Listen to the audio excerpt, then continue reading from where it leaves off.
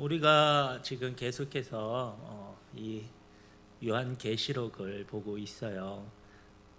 근데 이 내용이 어떤지를 한번 살펴보면 좋겠다 그런 생각이 들더라고요. 어때요, 우리 성도님들? 지금 계시록의 말씀을 보고 있는데 앞에 어떠한 줄거리가 있는지 간단하게 혹시 말하실 수 있는 분이 계실까요? 지금 왜 우리 집사님 왜 갑자기 표정이 갑자기 황당해 하시는 그런 표정으로 바뀌시는 것 같은데, 그래요. 이게 우리 계시록을 보면 우리가 1장부터 쭉 봐오지 않았습니까? 어떠한 내용들이 있었죠? 계시록이라고 하는 것이 사도 요한, 예수님의 12 제자 중에 한 그 요한에게 예수님이 나타나셔서 앞으로 반드시 일어날 일을 보여주시고 그것을 쓴 거예요. 왜 이것을 쓴 것이냐? 앞으로 여러 가지 환란이 있을 것인데, 어려움이 있을 것인데, 그것들을 잘 견뎌낼 수 있도록 위하여서, 현재만 바라보지 말고 미래에 또한 소망을 품으라고, 너희들에게 어려움만 있는 것이 아니라 그 뒤에 영광도 있다라고 하는 것을 보여주며 소망을 품으라고 이 계시를 보여주고 그것을 쓰게 하셨다라는 것입니다. 그래서 무엇을 보았죠? 맨 처음에 하나님께서 그 하늘나라의 보좌에 앉아 계신 거예요. 하나님께서 보좌에 앉아 계시고 그 주변에 네 생물이 이렇게 쫙 버티고 있습니다. 이사야 6장에 보니까 스랍이라고 하죠. 날개가 6개 이렇게 달리고 이렇게 감싸고 있고 찬양하고 있는 그런 스랍이라고 하는데, 그 네 생물이 하나님의 그 보좌 앞에 다 버티고 있어요. 그리고 그 옆에 24개, 4개가 아니라 24장로가 또 옆에 이렇게 쫙 버티고 있다라는 것입니다. 이것은 그리스도인이라고도 볼 수 있고 천사라고도 볼 수 있는데, 어쨌든 24장로가 그 네 생물 그리고 24장로 그리고 그 옆에 수많은 그런 천사들이 하나님의 보좌 옆에서 하나님을 그렇게 찬양하고 보좌하고 있다라는 것이에요. 그런데 그 하나님의 오른손 보좌에 앉으신 그 하나님의 오른손에 무엇이 있는가? 두루마리가 있었던 것이죠. 인봉되어 있는 이것을 펼칠 수 없는 그런 두루마리가 있는데, 그것을 보고 싶은데 볼 수가 없는 거예요. 알려주는 사람이 아무도 없는 것이죠. 그런데 예수님이 오셔서 그 두루마리를 하나씩 펼쳐 보여주시는 거예요. 그래서 이 두루마리를 펼칠 때마다 첫 번째, 두 번째, 세 번째, 네 번째 두루마리를 딱 펼치니까 뭐가 보이냐면 말들이 막 나오는 것입니다. 말들, 무슨 청색막, 무슨 말 나와가지고 전쟁이 있을 것이다, 기근이 있을 것이다, 이러한 일들을 보여주는 거예요. 뒤에 또한 두루마리를 쭉 펴니까 뒤에 또 어떠한 현상이 보이느냐? 기도하는 그 성도들의 모습도 또 보이는 것이고, 또 악인들이 하나님 앞에서 고난당하는 그런 모습들이 보이는 거예요. 그런데 마지막 7번째 이 인봉이 봉해져 있는 두루마리를 쫙 펼쳤는데, 이제는 앞에서 나왔던 것과 전혀 다른 상황이 펼쳐지는 것이죠. 앞에는 기근이나 전쟁이나 파괴와 이런 것들이 나왔다면, 7번째 그 두루마리가 펼쳐질 때에는 새로운 현상들이 보이는 거예요. 이번에는 나팔을 든 천사 또 7명이 나오네요. 이번에는 연결이 되어서 나팔을 든 천사 7명이 나와서 각자가 가지고 있는 나팔을 불기 시작합니다. 연결이 되는 거예요. 7 봉인된 그 두루마리, 그것이 펼쳐지고 7번째 연결이 돼서 이번에는 7 천사가 나팔을 불기 시작한 거예요. 그래서 첫 번째 나팔, 두 번째 나팔, 세 번째 나팔, 네 번째 나팔까지는 마치 애굽의 10번째 재앙이, 10가지 재앙이 내리는 것처럼 앞에 두루마리, 네 번째 두루마리까지 말들이 나와서 전쟁이 나타나는 것을 상징하는 것처럼, 마찬가지로 나팔을 부는 그 천사들이 네 번째 나오는 데까지도 그런 재앙들이 나오는 거예요. 그리고 5번째, 6번째도 약간은 다르지만 어쨌든 마찬가지로 재앙이 나와요. 독수리가 나와서 화화화로다라고 이렇게 말을 하죠. 예, 3번 화가 남았다라는 거예요. 4번째 나타나서 5번째, 6번째, 7번째 화가 남았다라고 말을 하는 것입니다. 그런데 7번째 두루마기를 7번째 그 나팔을 부는 천사가 나와서 나팔을 부는 때는 또 다르다라는 거예요. 앞에 7번째 두루마리가 펼쳐질 때 다른 이런 모양이 나타났던 것처럼 오늘 말씀 7번째 나팔을 부는 그런 천사가 나타났을 때는 다른 모습이 나타났다라는 것입니다. 여기까지 이해가 쉽죠? 우리 최학선 목사님 버전대로 해야 되나요? 이거 이해 못하면 대책이 없는데. 예, 그래요. 그런 줄거리예요. 그런 줄거리. 그래서 오늘 우리가 읽은 말씀은 15절에 보니까 7대 천사가 나팔을 부는 그때 어떤 일이 나타나는가에 대해서 말씀해주고 있다라는 것입니다. 자, 오늘 7째 나팔을 불 때는 어떠한 일이 나타나는가? 먼저는 두 가지를 볼 건데, 첫 번째는 하나님이 통치하신다는 겁니다. 하나님이 통치하신다. 앞에서는 6번째 나팔을 부는 천사들을 볼 때는 환난들, 파괴들, 여러 가지 어려운 일들이 이런 모습이 나타났지만 이 마지막 나팔, 7번째 나팔은 그리스도의 통치를 선포한다는 거예요. 그리스도의 통치. 그래서 예수님이 스스로 권능을 잡으시고 왕노릇 하신다라는 것이에요. 15절의 말씀을 함께 읽겠습니다. 15절의 말씀을 우리 한번 같이 읽도록 하겠습니다. 시작. 7째 천사가 나팔을 불매 하늘에 큰 음성들이 나서 이르되 세상 나라가 우리 주와 함께 그리스도의 나라가 되어 그가 세세토록 왕노릇 하시리로다. 아멘. 예. 자, 예수님이 이 세상에 오셔서 왕노릇 하신다라는 것입니다. 그러면서 이 24장로가 엎드려서 하나님을 경배합니다. 15절 앞에 보니까 큰 음성이 나서 그들을 이렇게 경배하고 찬양하는데 17절에 보니까 또 이렇게 하나님을 경배해요.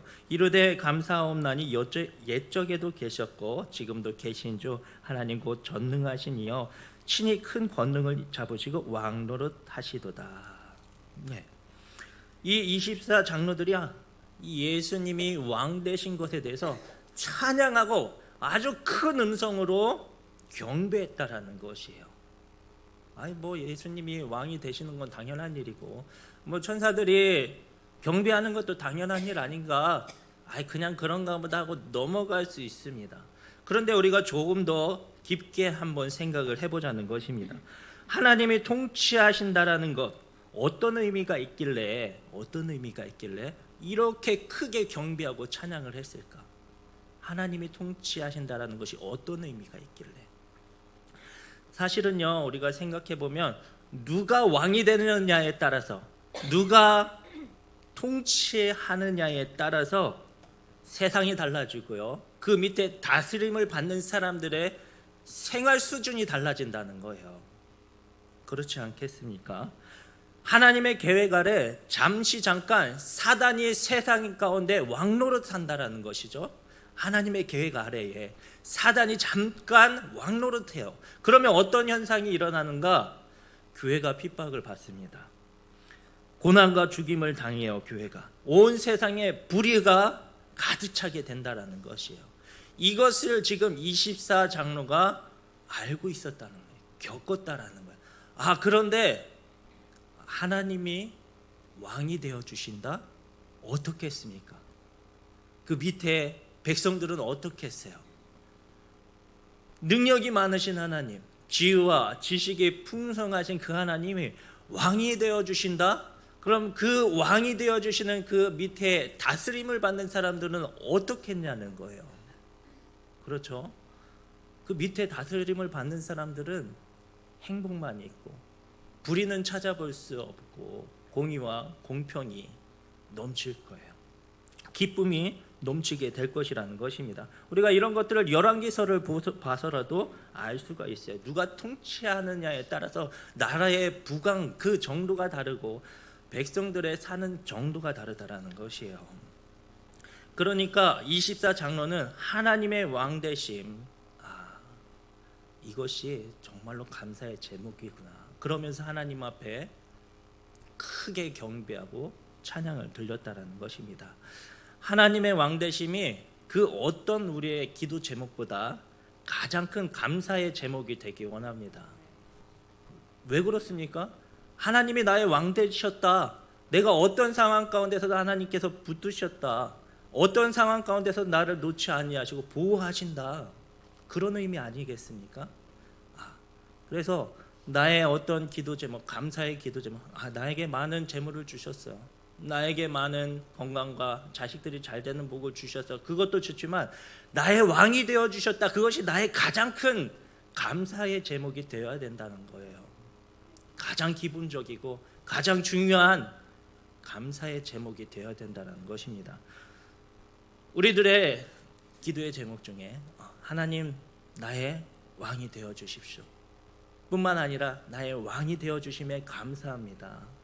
이러한 기도 제목이 우리들 가운데 날마다 기억되어지고 그 고백이 있기를 원합니다. 또한 장차 하나님이 왕 되심은 우리에게도 영광이 된다라는 것이에요. 디모데후서 2장 11절에서부터 12절까지의 말씀을 보면 이렇게 말씀하셔요. 미쁘다 이 말이여 우리가 주와 함께 죽었으면 또한 함께 살 것이요 참으면 또한 함께 왕 노릇 할 것이요 우리가 주를 부인하면 주도 우리를 부인하실 것이라. 우리가 주와 함께 죽으면 주님과 함께 살고 함께 왕 노릇 한다라고 약속하시며 말씀하고 있다라는 것입니다. 주님이 영광을 받으실 때 우리도 또한 영광이 된다라는 것이 영광을 받는다라는 것이에요. 이 땅을 살아가는 동안 어려움을 당할 수 있고 사탄에게 잠깐 패배할 수 있습니다. 그러나 주와 함께 죽은 자들은 주와 함께 영광의 모습으로 왕노릇하게 될 것입니다. No cross, no crown이라는 영어 단어가 있죠. 무슨 말입니까? 고난이 없이는 영광도 없다라는 것입니다. 십자가가 없이는 영광도 없다라는 것입니다. 내 본성이 죽고 내 죄를 죽여나가는 모습이 힘들지만 날마다 그런 상황을 만들어 갈 때에 주님 앞에 섰을 때 우리가 또한 주님이 주시는 영광을 얻게 될 줄 믿습니다. 오늘 하루도 주 안에서 하나님이 나의 왕 되심을 인정하고 그것으로 감사할 수 있는 우리 성도님들 되기를 원합니다. 그리고 앞으로 왕이 되실 그 하나님을 기대하며 오늘도 내가 죽고 예수 그리스도와 사는 그런 하루를 만들어가는 저와 우리 성도님들 되기를 원합니다. 두 번째로 볼 것은 하나님께서 상 주시는 일하는 거예요. 상 주시는 일. 하나님이 왕이시고 상 주신다. 이거 당연한 거 아닌가? 별거 아니네. 그렇게 생각이 되어질 수 있지만 한번 잘 들어보십시오. 자, 하나님께서 하나님을 사랑하는 자, 경외하는 자들에게 하나님이 그 행하는 대로 보응하시며 상을 주신다라고 말씀하시는데 세상이 주는 상은 어떻습니까? 어떤 사람에게 상을 줍니까? 뭔가 잘하는 사람, 비교해 봤을 때 훌륭한 사람, 공로가 있는 사람, 특별한 사람, 그런 사람에게 상을 줍니다. 우월한 사람. 그런데 하나님이 주시는 상은 그런 상이 아니라는 겁니다. 은혜로 주시는 상이 좀 있습니다. 왜 그런가 한번 잘 들어보시기 바래요. 제가 요새 신방을 하면서 드렸던 말씀 중에 하나가 이거예요. 우리가 과연 하나님을 섬길 수 있을까요? 하나님을 우리가 섬길 수 있을까요? 열심히 기도하고 열심히 예물을 드리고 봉사하고 주일 성수하고 이런 모습이 하나님을 섬기는 모습일까요? 이렇게 말하면 아리송하죠. 맞다고 할 수도 없고 아니라고 할 수도 없고 무슨 말을 하려고 하나. 그런데 그런 모습이 하나님을 섬기는 모습이 될 수도 있고 안 될 수도 있다라는 것이에요. 자, 왜 이렇게 말씀을 드리는가? 자, 누군가를 우리가 섬긴다라고 하는 것은 능력이 많은 사람이 능력이 없는 사람을 섬길 수 있다라는 거예요. 능력이 없는 사람이 능력이 많은 사람을 섬길 수가 없어요. 그렇지 않습니까? 예수님이 이 땅에 오셔서 내가 섬김을 받으러 온 것이 아니라 도리어 섬기려 하고 많은 사람들의 대속물로 이 땅에 오셨다라고 말씀하시거든요. 모든 사람들은 죄를 해결할 능력이 없기 때문에 능력이 있으신 예수님이 이 땅에 오셔서 섬겨주러 오셨다라는 거예요. 그렇지 않습니까? 예수님이 제자들의 발을 씻어줬어요.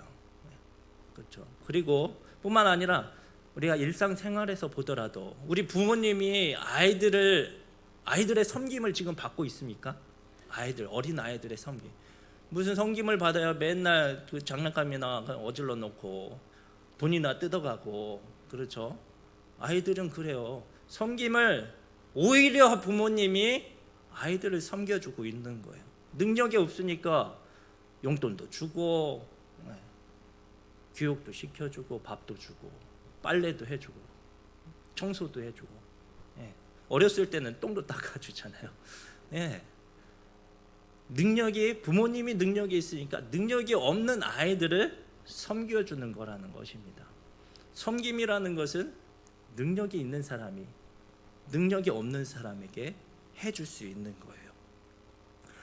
자, 하나님과 우리들 사이에서 그럼 생각을 해보면 하나님은 어떤 분이십니까? 로마서 11장 33절 35절까지의 말씀을 보면 오늘 우리 학생부에서 봤던 말씀인데 이렇게 말씀하고 있거든요. 깊도다 하나님의 지혜와 지식의 풍성하며 그의 판단은 헤아리지 못할 것이며 그의 길은 찾지 못할 것이로다.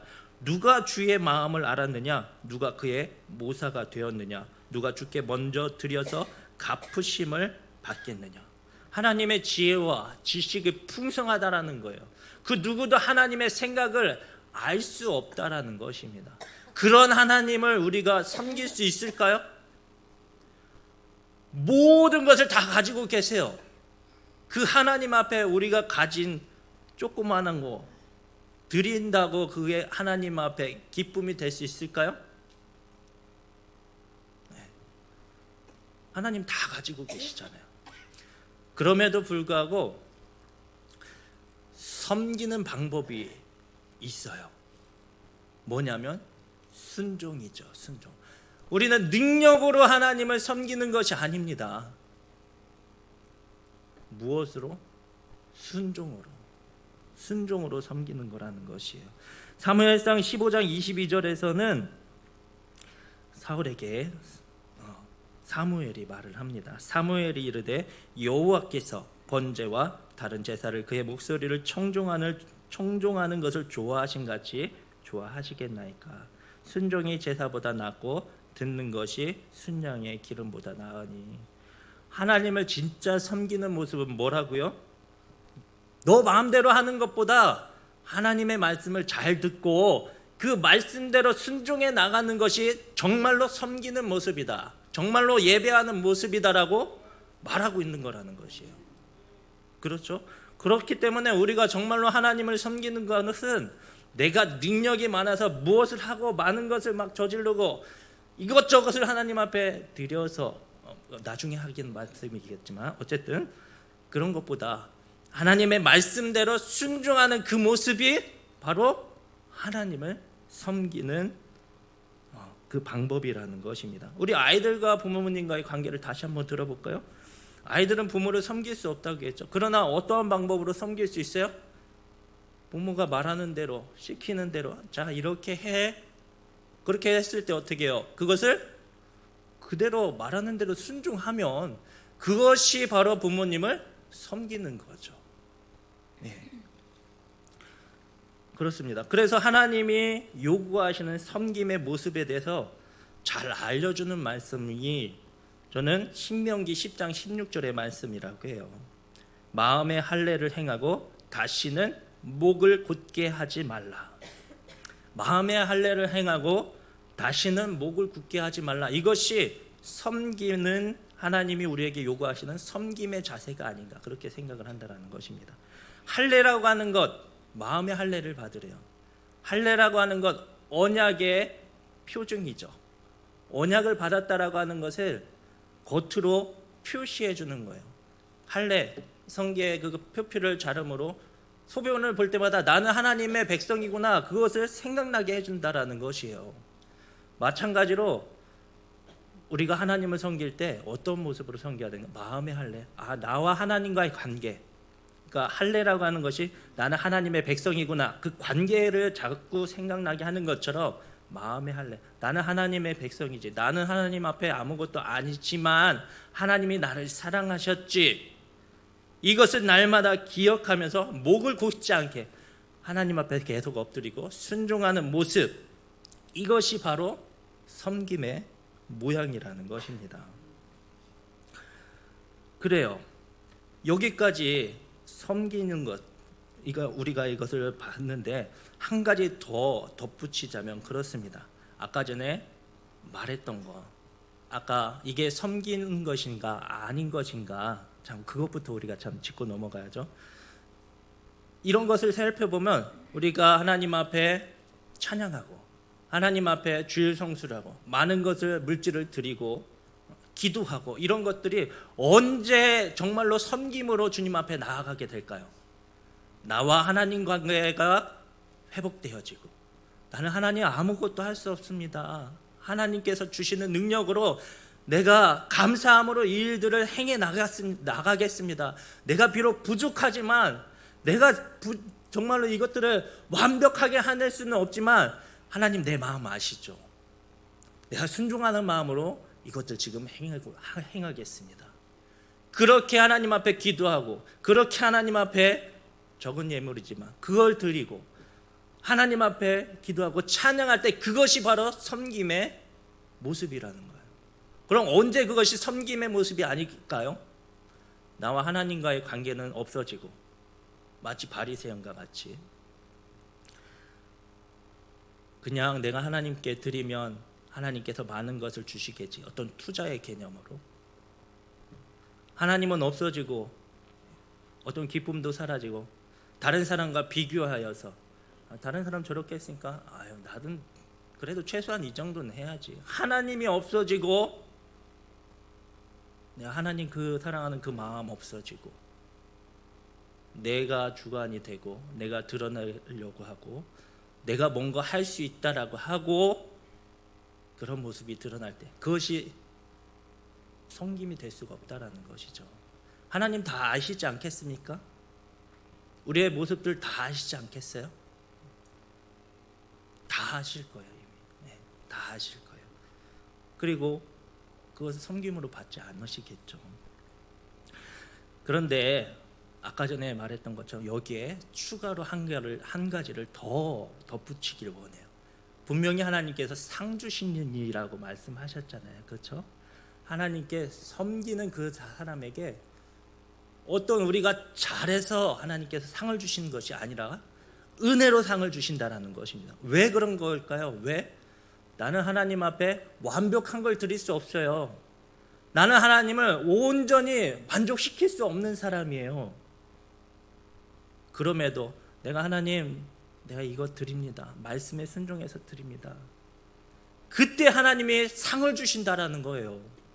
내가 하나님을 만족시킬 수 없음에도 불구하고 내가 하나님 앞에 많은 것을 드릴 수 없음에도 불구하고 하나님 보시기에 좋은 것을 드릴 수 없음에도 불구하고 그럼에도 불구하고 상을 주신다라는 거예요. 그러기 때문에 은혜인 것이지 우리가 뭘 많이 드려서 하나님 앞에 이런저런 것들을 내가 드려서 그것이 아니라는 것이죠. 하나님의 은혜로 우리에게 상을 베풀어 주시는 줄 믿습니다. 어떠한 마음으로 드릴 때 하나님 나는 아무것도 할 수 없으나 하나님의 말씀에 의지해서 내가 이것들을 따라갑니다. 하나님의 말씀에 의지해서 내가 내 자신을 죽여나가고 날마다 죄악과 쌓아나가고 이것들 드리라고 하니 내가 목이 곧은 사람이 아니라 정말로 낮은 자의 모습으로 하나님 앞에 나아갑니다. 하나님과의 관계에서 내가 은혜를 따라서 하나님 앞에 나아갑니다. 그렇게 하나님 앞에 나오는 그 모습을 보시면서 비록 연약하지만 거기에다 더해서 상을 더해 주신다는 것, 그것이 은혜라는 것이죠. 미묘한 차이예요. 사람들이 보기에는 똑같아 보일 수 있어요. 저 사람 평소에도 뭐 잘 예배드리고 평소에도 잘 예물 드리고 기도하고 주일날 안 빠지네, 잘하고 있네라고 보일 수 있지만 섬김이 아닐 수도 있다는 것 때로는. 그렇죠. 어쨌든 저희들 이 마지막 때에 하나님께서 왕이 되어 주시고 섬기는 자들, 그 자들에게 하나님께서 반드시 상을 주신다라고 말씀하고 있습니다. 우리가 이 상 주시는 일을 생각하면서 지금 더욱더 주님과의 관계에서 말씀을 순종하는 자가 되기를 원합니다. 네, 그래요. 말씀을 좀 정리를 할게요. 우리 성도님들, 일곱째 천사의 나팔이 불리는 그날 하나님의 최종 심판이 시작될 것이에요. 그때에 온 세상은 공포에 떨고 그런 아픔들을 겪겠지만 우리 저와 성도님들은 두려워할 필요가 없습니다. 왜냐하면 하나님이 왕이 되어 주시고 영원한 나라에 우리가 거하게 되며 그 가운데 우리도 왕 노릇하고 하나님의 영광을 받게 될 것이기 때문입니다. 그러나 반드시 해야 될 것은 그 영광을 받기까지 지금 이 땅에서 믿음의 삶을 계속해서 이어져 나가야 된다는 것. 우리의 시간 가운데 하나님의 말씀대로 살아갔다라고 하는 그 행적들을 기록해 나가야 된다는 것이에요. 고난이 없이는 하나님의 영광도 없다라는 것을 기억하면서 우리에게 영광이 있다라는 것을 또한 기억하면서 앞으로 우리의 어려운 일들도 잘 헤쳐나갈 뿐만 아니라 우리의 고난을 하나님과 예수 그리스도와 함께 고난을 받아가면서 영광을 우리가 소망하며 어려운 일들을 잘 견뎌낼 수 있는 저희들 되기를 원합니다. 뿐만 아니라 주님과의 관계에서 날마다 말씀을 순종하는 자가 되어서 마라나타 주 예수여 어서 오시옵소서 그날이 빨리 오기를 기쁨으로 소망하며 믿음으로 살아갈 수 있는 우리 성도님들 모두가 되길 원합니다.